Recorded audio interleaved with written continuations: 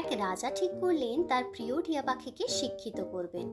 শুরু হলো মহা আয়োজন, গুরু, পুঁথি আর কঠিন নিয়মের শিক্ষা।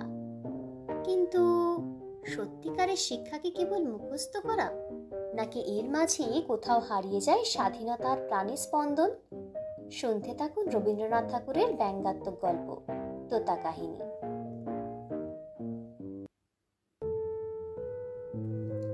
এক যে ছিল পাখি, সে ছিল মূর্খ।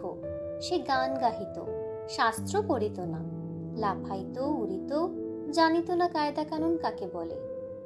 রাজা বলিলেন, এমন পাখি তো কাজে লাগে না, অথচ বনের ফল খাইয়া রাজহাটে ফলের বাজারে লোকসান ঘটায়। মন্ত্রীকে ডাকিয়া বলিলেন, পাখিটাকে শিক্ষা দাও। রাজার ভগিনাদের উপর ভার পড়ল পাখিটাকে শিক্ষা দিবার। পণ্ডিতেরা বসিয়া অনেক বিচার করিলেন। প্রশ্নটা এই, উক্ত জীবের অবিদ্যার কারণ কি?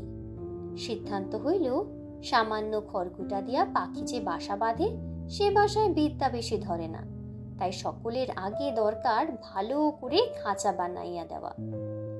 রাজপণ্ডিতেরা দক্ষিণা পাইয়া খুশি হইয়া বাসায় ফিরিলেন।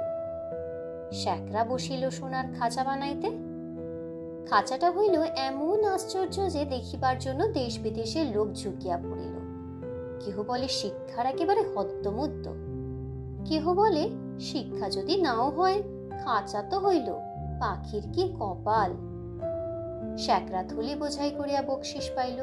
খুশি হইয়া সে তখনই পাড়ি দিল বাড়ির দিকে। পণ্ডিত বসিলেন পাখিকে বিদ্যা শিখাইতে। নস্য লইয়া বলিলেন, অল্প পুঁথির কর্ম নয়। ভগিনা তখন পুঁথি লেখকদের তলব করিলেন। তারা পুঁথির নকল করিয়া এবং নকলের নকল করিয়া পর্বত প্রমাণ করিয়া তুলিল। যে দেখিল সেই বলিল, সাব্বাস, বিদ্যা ধরে না। লিপিকরের দল পারিতোষিক লইল বলদ বোঝাই করিয়া। তখনই ঘরের দিকে দৌড় দিল। তাদের সংসারে আর টানাটানি রহিল না। অনেক দামের খাঁচাটার জন্য ভাগিনাদের খবরদারির সীমা নাই। মেরামত তো লাগিয়েই আছে। তারপরে ঝাড়া মোছা পালিশ করা ঘটা দেখিয়া সকলেই বলিল, উন্নতি হইতেছে। লোক লাগিল বিস্তর, এবং তাদের ওপর নজর রাখিবার জন্য লোক লাগিল আরো বিস্তর। তারা মাস মাস মুঠা মুঠা তনখা পাইয়া ছিন্দক বোঝাই করিল। তারা এবং তাদের মামাতো, খুড়তো, মাস্তুতো ভাইরা খুশি হইয়া কোঠাবালাখানায় গদি পাতিয়া বসিল। সংসারে অন্য অভাব অনেক আছে, কেবল নিন্দুক আছে যথেষ্ট। তারা বলিল, খাঁচাটার উন্নতি হইতেছে, কিন্তু পাখিটার খবর কেহ রাখে না। কথাটা রাজার কানে গেল। তিনি ভাগিনাকে ডাকিয়া বলিলেন, ভাগিনা, এ কি কথা শুনি? ভাগিনা বলিল, মহারাজ, সত্য কথা যদি শুনিবেন তবে ডাকুন শ্যাকরাদের, পণ্ডিতদের, লিপিকরদের ডাকুন, যারা মেরামত করে এবং মেরামত তদারক করিয়া বেড়ায়। নিন্দুকগুলো খাইতে পায় না বলিয়া মন্দ কথা বলে। জবাব শুনিয়া রাজা অবস্থাটা পরিষ্কার বুঝিলেন, আর তখনই ভাগিনার গলায় সোনার হার চড়িল। শিক্ষা যে কি ভয়ঙ্কর তেজে চলিতেছে, রাজার ইচ্ছা হইল স্বয়ং দেখিবেন। একদিন তিনি পাত্র, মিত্র, অমাত্য লইয়া শিক্ষাশালায় তিনি স্বয়ং আসিয়া উপস্থিত। দেউরির কাছে অমনি বাজিল শাঁখ, ঘণ্টা, ঢাক, ঢোল, কারা, নাকারা, তুরি, ভেরি, দামামা, কাশি, বাঁশি, কাসর, খোল, করতাল, মৃদঙ্গ, জগঝম্প।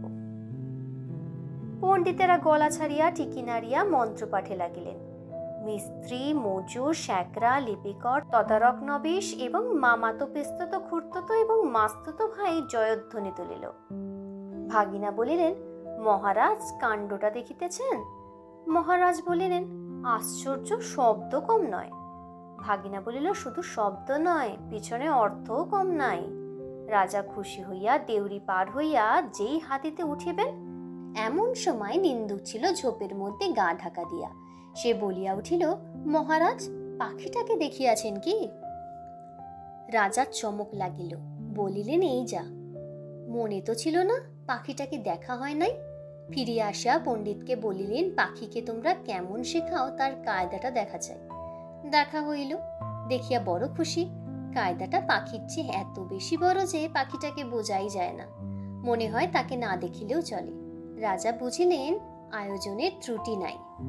খাঁচায় দানা নাই, পানি নাই, কেবল রাশি রাশি পুঁথি হইতে রাশি রাশি পাতা ছিঁড়িয়া কলমের ডগা দিয়া পাখির মুখের মধ্যে ঠাসা হইতেছে। গান তো বন্ধই, চিৎকার করিবার ফাঁকটুকু পর্যন্ত বোঝা, দেখিলে শরীরে রোমাঞ্চ হয়। এবারে রাজা হাতিতে চড়িবার সময় কানমোলা সর্দারকে বলিয়া দিলেন, নিন্দুকের যেন আচ্ছা করিয়া কান মলিয়া দেওয়া হয়। পাখিটা দিনে দিনে ভদ্র দস্তুর মতো আধমরা হইয়া আসিল।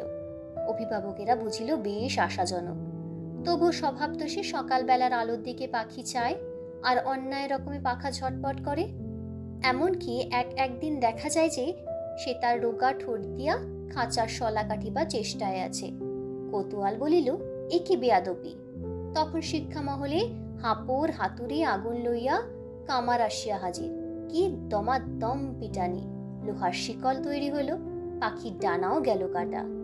রাজার সম্বন্ধীরা মুখ হারি করিয়া মাথা নাড়িয়া বলিল, এ রাজ্যে পাখিদের কেবল যে আক্কেল নাই তা নয়, কৃতজ্ঞতাও নাই। তখন পণ্ডিতেরা এক হাতে কলম এক হাতে সরকি লইয়া এমনই কাণ্ড করিল যাকে বলে শিক্ষা। কামারের পসার বাড়িয়া কামার গিন্নির গায়ে সোনাদানা চড়িল, এবং কোতোয়ালের হুঁশিয়ারি দেখিয়া রাজা তাকে শিরোপা দিলেন। পাখিটা মরিল, কোন কালে যে কেউ তা ঠাহর করিতে পারে নাই। নিন্দুক লক্ষ্মী ছাড়া লটাইল, পাখি মরিয়াছে। ভাগিনাকে ডাকিয়া রাজা বলিলেন, ভাগিনা, একই কথা শুনি। ভাগিনা বলিল, মহারাজ, পাখিটার শিক্ষা পুরা হইয়াছে। রাজা শুধাইলেন, ও কি আর লাফায়? ভাগিনা বলিল, আরে রাম, আর কি ওরে? না। আর কি গান গায়? না। দানা না পাইলে আর কি চেঁচায়? না। রাজা বলিলেন, একবার পাখিটাকে আনো তো দেখি। পাখি আসিল, সঙ্গে কোতোয়াল আসিল, পাইক আসিল, ঘোড়সওয়ার আসিল। রাজা পাখিটাকে টিপিলেন, সে হাঁ করিল না, হু করিল না, কেবল তার পেটের মধ্যে পুঁথির শুকনো পাতা খস খস গজ গজ করিতে লাগিল।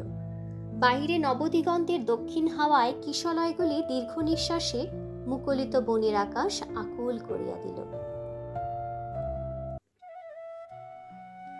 রাজা চেয়েছিলেন শিক্ষিত টিয়া, কিন্তু শেখার চাপে টিয়া হারিয়ে ফেলল প্রাণ। মুখস্থ বিদ্যা দিয়ে কি সত্যিকারের শিক্ষা হয়, নাকি সেটাই হয়ে ওঠে বন্দিত্বের আরেক নাম? এটাই ছিল রবীন্দ্রনাথ ঠাকুরের ব্যঙ্গাত্মক গল্প তোতা কাহিনী। কেমন লাগলো গল্পটি? মন্তব্য করুন এবং আপনার মতামত জানান। আরও দুর্দান্ত গল্প শুনতে চ্যানেলটিকে সাবস্ক্রাইব করুন। নতুন গল্পের আপডেট পেতে বেল আইকনটি চাপ দিতে ভুলবেন না।